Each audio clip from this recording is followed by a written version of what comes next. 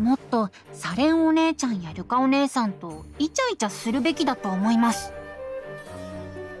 お兄さんたちはサレンお姉ちゃんたちと夫婦を装って入国の許可をもらったわけなんですけど、それにしては雰囲気がぎこちないというか、怪しまれるのも時間の問題な気がするんです。ちょっとずるかもしれませんけど、僕の力で幻の結婚生活を見せてあげますね。やっぱり実際にそういう生活を経験してないのが原因だと思うので、これから見るのは全部夢に過ぎませんけれど、愛し合う人との素敵な日々を楽しんで今後の参考にしてください。お二人にも同じ夢を見せておきますから。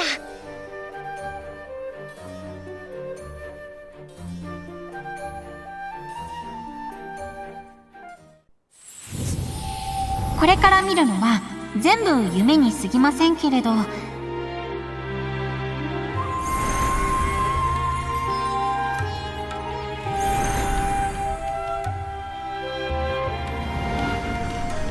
ロマンシングサラサリア無限のマリッジシム。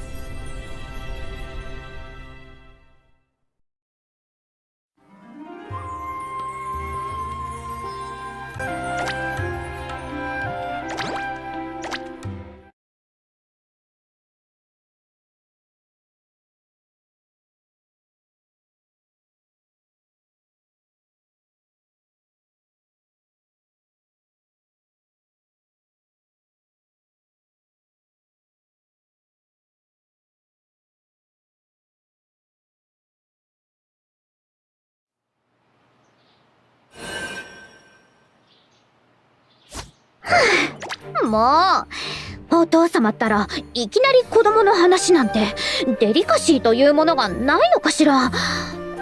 婚約を報告した途端あんなにはしゃいじゃって、ルカさんも一緒に結婚するのを認めてくれたのはありがたいけど、とにかく子供の話は一旦忘れて。その通りよ。私たちが結婚してもやるべきことは変わらないわ。あの子たちが巣立つまで面倒を見てあげないと。ところで救護員の子たちにはなんて説明しようかしら。これからはあんたも一緒に住むのよね。私の部屋、今までは子供たちも自由に入ってきてたけど、今後はノックしてから入るようお願いした方がいいかもね。なんでってダメに決まってるでしょ。子供の教育上良くない場面をうっかり見られてもしたらどうするのよ。具体的にどんな場面かって？それはベッドの上でチェスをするとか、ほらお行儀が良くないでしょ。とにかく子供たちにはそう伝えるから。スズメについては分別のある子だし大丈夫。いえ、うっかりノックを忘れて入ってきそうね。素直に鍵をつけようかしら。でもあんまりみんなと壁を作るようなこともしたくないし、悩みどころね。とにかく二人っきりの時間を作るのは諦めないわよ。ルカさんと仲良くしちゃダメってことじゃないわ。私のことだけを見てくれる時間が欲しいってこと。ほらこっちに来て。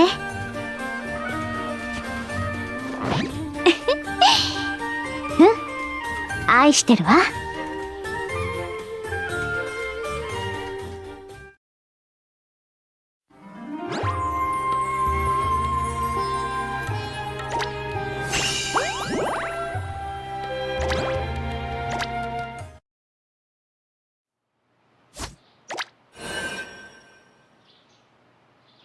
スズメやルカさんとも相談したんだけど、やっぱり救護員で同居は無理があるわね。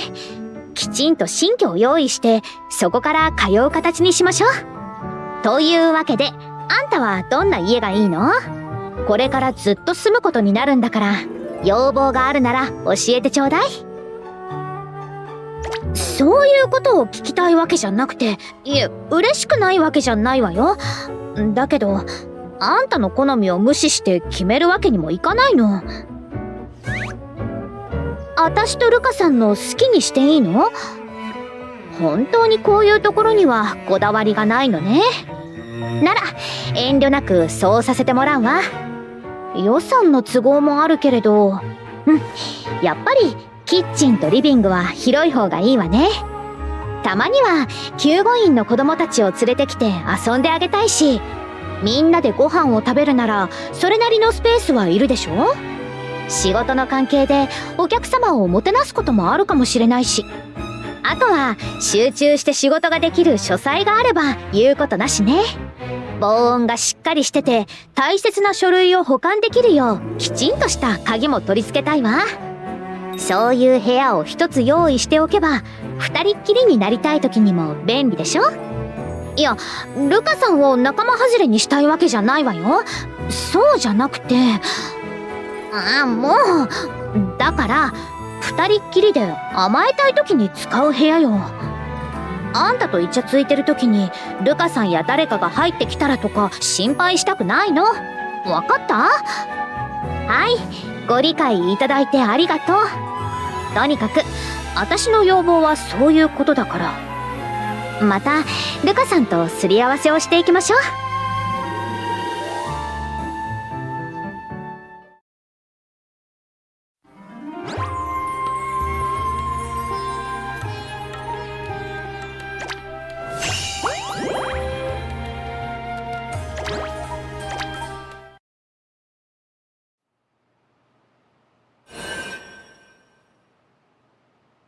さて、晴れて新居での生活が始まったわけだけど、あんたとこれだけは話し合っておかないとね。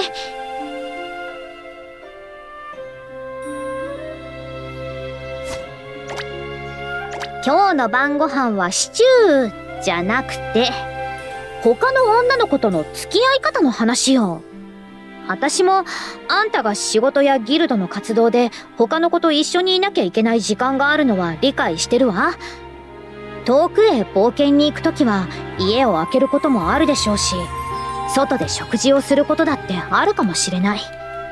そういう時に変に遠慮はしなくていいからね。私だって仕事で一緒にいられない時もあるわ。そこはお互い尊重し合う形にしましょう。あのね、あんたに変な下心がないのは理解してるけど、ちゃんと線引きはしてほしいわ。私はあんたの奥さんなんだから、他の子と同じ扱いでいいわけないでしょ。いつ誰とどんなことをしててもいい。それでも最後はちゃんと私を選んで、あんたの奥さんとして私を一番優先して。本音を言えばルカさんよりも、まあそこまで求めちゃうとアンフェアだから我慢するけど。もう変なこと言っちゃったわ。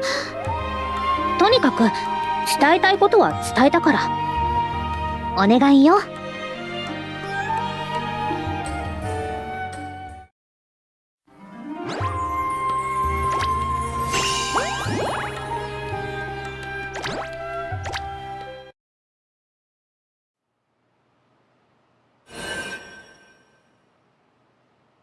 ねえ、ちょっと先の話にはなるんだけど、もしも子供ができたら何をしてあげたい？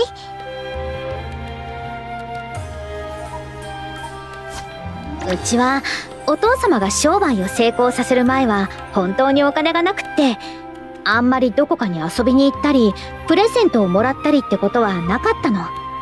その代わりに商談に連れて行ってくれたり、仕入れの旅に一緒に行ったり、帳簿の見方を小さな頃から教えてもらったのよね。普通の家とは違ったかもしれないけど、あれはお父様の精一杯の愛だったんだって今はわかるわ。私もそんな風に子供にできることをしてあげたいんだけどあんたらしいというか子供っぽいわね。だけどあんたと一緒にプレゼントを選ぶのもすごく楽しいと思うわ。どんなものが好きか、何を喜んでくれるのか、いろいろ考えて、買いすぎたらいけないから毎回すごく悩んで厳選しないといけないわね。あんたも付き合ってくれるんでしょ？プレゼント選び。手作りのぬいぐるみやおもちゃもいいわね。ルカさんの子供にもあげたいし、救護員の子供たちにも。そうなのよね。で、あんたといると毎日が冒険みたいなものだけど、あんたに似て面倒見が良くて無鉄砲で、ちょっと世間知らずでぼんやりしてるけど、きっとすごく優しい子だわ。いろんなところに行ったり、いろんな遊びをしたり、退屈する暇なんてないくらいの毎日になると思うの。それってすごく楽しみだわ。そんな日がいつか来るといいわね。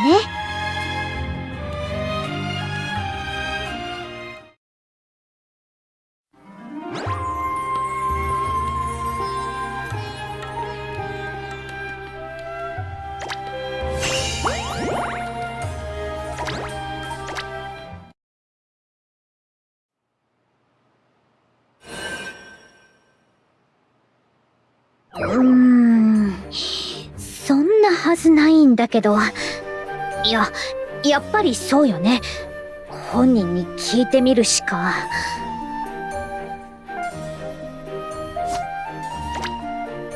ねえ、確認なんだけど、私ってあんたからプロポーズされてないわよね。やっぱりそうよね。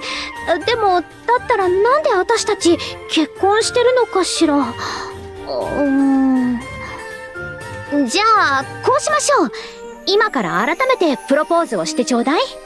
順番が前後してしまったのはこの際目をつむるわ。プロポーズの仕方がわからないからお手本を見せてほしい？プロポーズってお手本見ながらするものじゃないわよね。プロポーズなんて私もしたことないわよ。とりあえず恋愛小説のセリフっぽい感じでいいのかしら。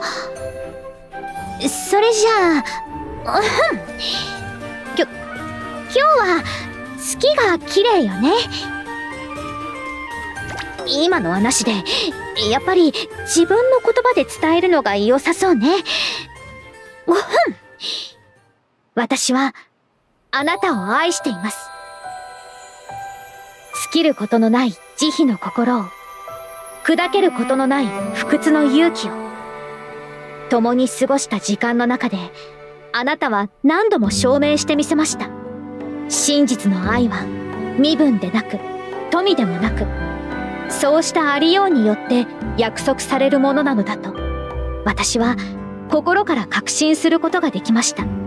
どうかこれからの人生をあなたの伴侶としてその魂に寄り添うことをお許しください。そうしていただけるなら死が二人を分かつまで永遠の愛を誓います。こうして改めて言葉にするとなんだかドキドキしてきちゃった。ねえ、もう少しだけ続きをやらない？言葉だけじゃなくてあんたのことを抱きしめたいの。ありがとう。もうちょっとギュッとしてもいい？本当に愛してる。大好き。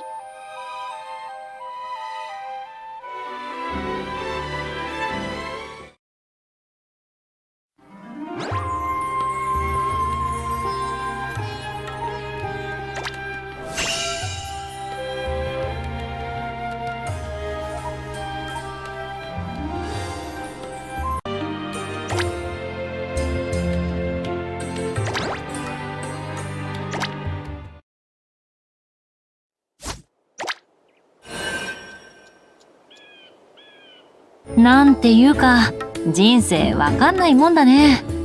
まさかお前さんと婚約することになるなんて。おいおい、嫌なわけないじゃないか。それならちゃんと断ってるさ。私が成り行きで結婚する女に見えるのかい？まあなんだ。確かにお前さんとの結婚もふわっとした感じで決まったけどさ。だからって自分の気持ちに嘘はないよ。愛してるから一緒になったんだ。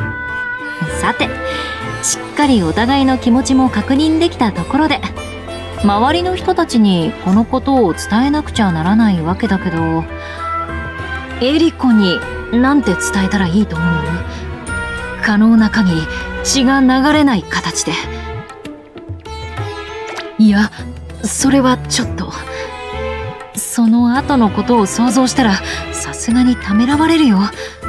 私だってなるべく本当に。よく考えたらサレンとも結婚するわけだし、いっそエリコとも結婚しちまえばいいんじゃないか？いや、そうなると今度は美月も怒りそうだな。こうしよう。トワイライトキャラバン全員と結婚だ。その方が面倒もなくていいだろう。そんなに結婚したら私といる時間が減る？そりゃあ、そうだね。ごめん。ちゃんと考えてなかったよ。私もお前さんとの時間は欲しいよ。ソ連のこともあるから独り占めってわけにはいかないけどさ。それでもやっと一緒になれたんだ。夢なんじゃないかって思うほど嬉しいよ。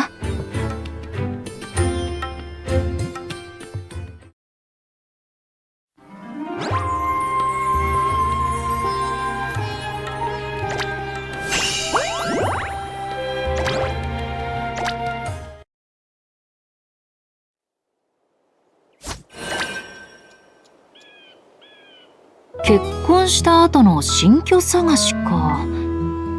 ついに私も地に足のついた暮らしを送るわけだ。ずっと旅ばかりの生活だったから不思議な気分だよ。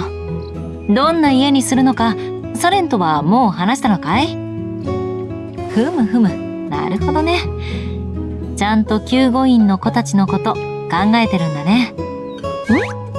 私に要望はないのかって？どんな部屋が欲しいのかって話かい？困ったね。考えたこともなかったよ。ずっと旅をしてた身からすれば、屋根がついてて雨風しのげればそれでよかったし、強いて言うなら東国風の部屋が一つは欲しいかもね。ちゃんと床が畳になってる部屋だよ。畳敷きの部屋があるとゆったりくつろげるのさ。あぐらで読書や書き物もできるしね。お前さんも慣れたらきっと好きになるよ。他は特にないかな。キッチンやリビングはソ連の好みで選んでもおかしなことにはならないだろう。個室？ああ、二人っきりになれる部屋って意味かい？いらないよ、そんなもん。もしも私がお前さんと二人っきりになりたくなったら釣り竿を用意して外に連れ出すね。それで川に糸を垂らしながらのんびり過ごすんだよ。肩を寄せ合いながら静かにじっと魚を待つ。お前さんには退屈すぎるかな。分かってくれてありがとう。もちろんサレンも誘って3人で行くのも悪くないね。静かな釣りも騒がしい釣りもいい思い出になるはずだよ。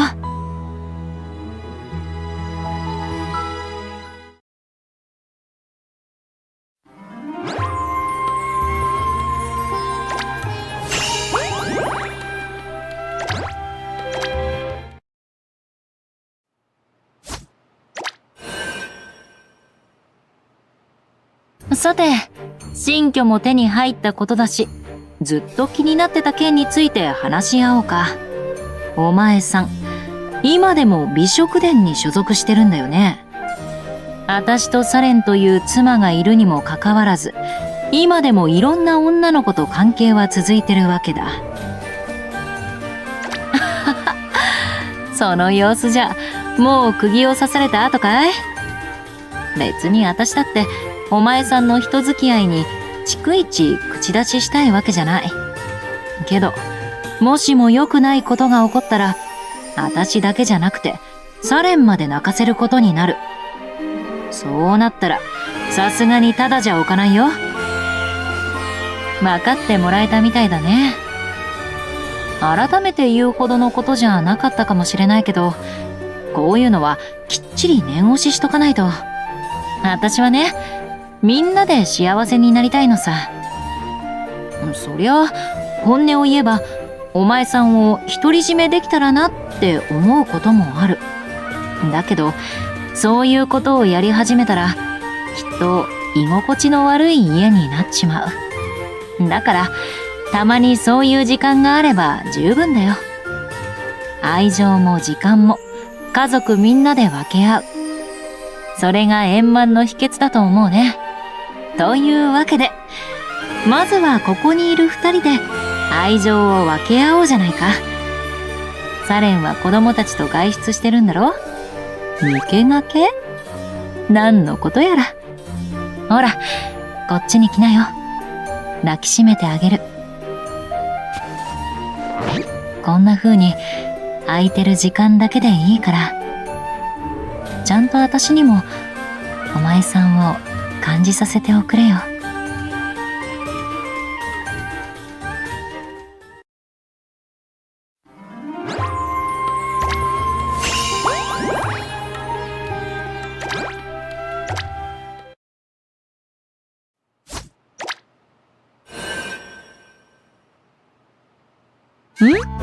もしも子供ができたらどんなことをしてあげたいかだって？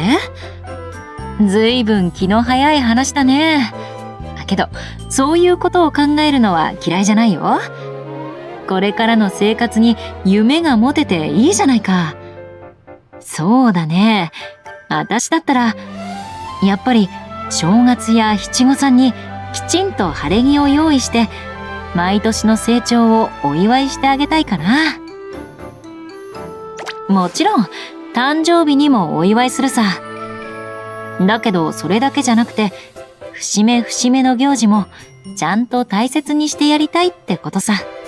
こういうのって大人になった時にふと思い出すんだよ。自分の時はちゃんとやってもらってたなとかね。まあ子供の方からすれば頼んでもないのに窮屈な服を着せられて面倒かもしれないけどさ。私もそういう良さがわかるようになったのは大きくなってからだし。それと正月に限って言うんならあの時期にしかできない家族団らんってのも憧れるね。私の家は少ししかそういう時間が取れなくて、別に寂しいって思ったことはないけれど、自分の子供とはもっと遊んでやりたいと思ってさ。羽根つきをしたり、カルタや駒回しで遊んだり。私とお前さんで子供に遊び方を教えてやるんだ。それで、いつか子供が大きくなったら、今度は孫に子供が遊び方を教えていく。そういうのいいと思わないかい？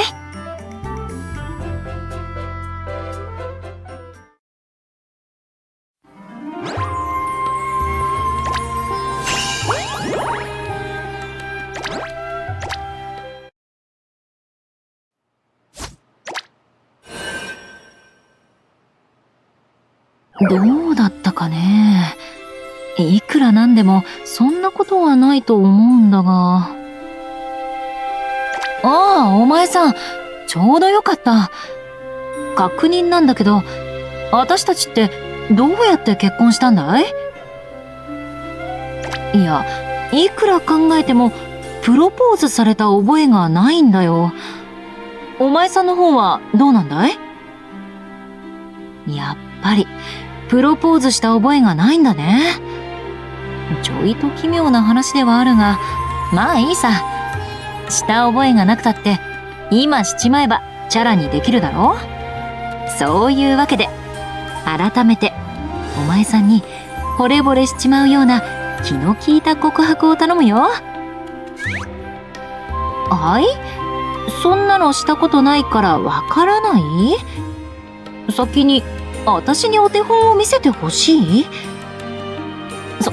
そう来るとは参ったね。プロポーズなんてこっちもやったことあるわけないだろう。でも私の方が年上なのに情けないことを言うのも。分かったよ。回りくどいのは趣味じゃないからひねりがなくても文句はなしだよ。それじゃあ、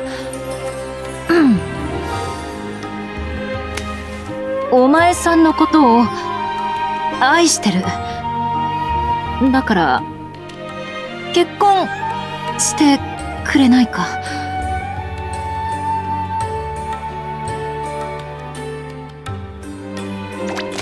あありがとう。本当に。もうちょっとだけ続きをやらないかい？やっとお互いの気持ちに自信が持てたんだから。愛してるよ、お前さん。誰よりも世界で一番大好きだからね。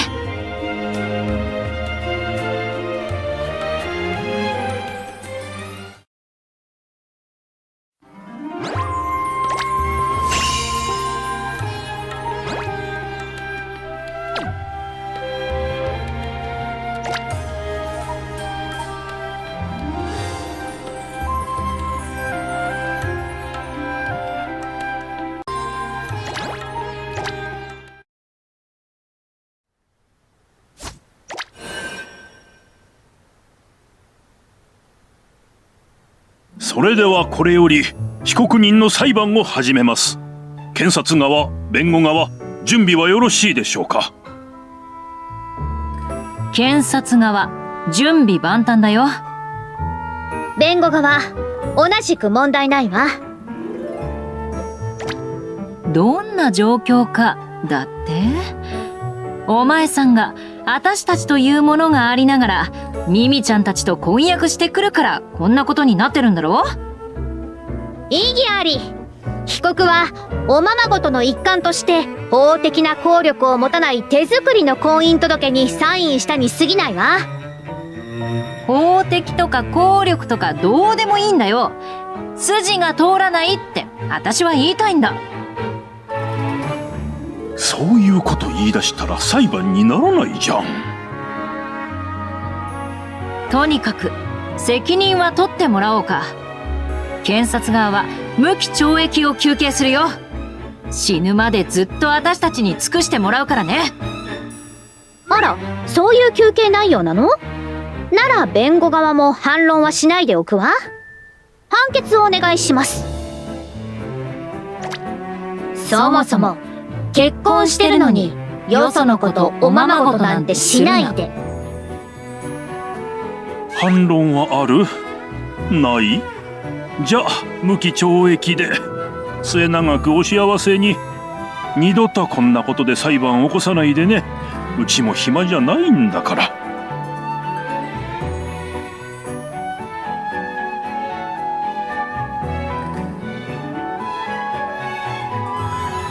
だけど本当におままごとなんだとしたら情状酌量の余地はあるわね。たとえごっこ遊びでも私たちに報告してくれる？そうだね。やるならたまには私らも参加させてもらおうかね。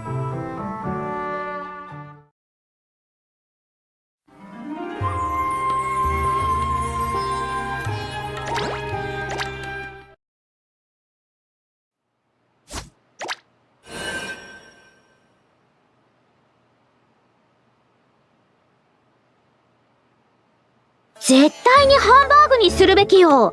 こいつは明日長い冒険に出るんだから、しっかりお腹いっぱいになるものを用意するべきだわ。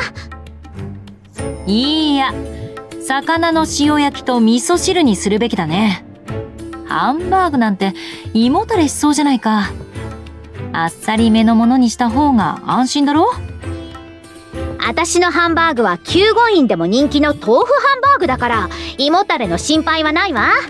ルカさんの料理こそ年頃の男の子には物足りないんじゃない？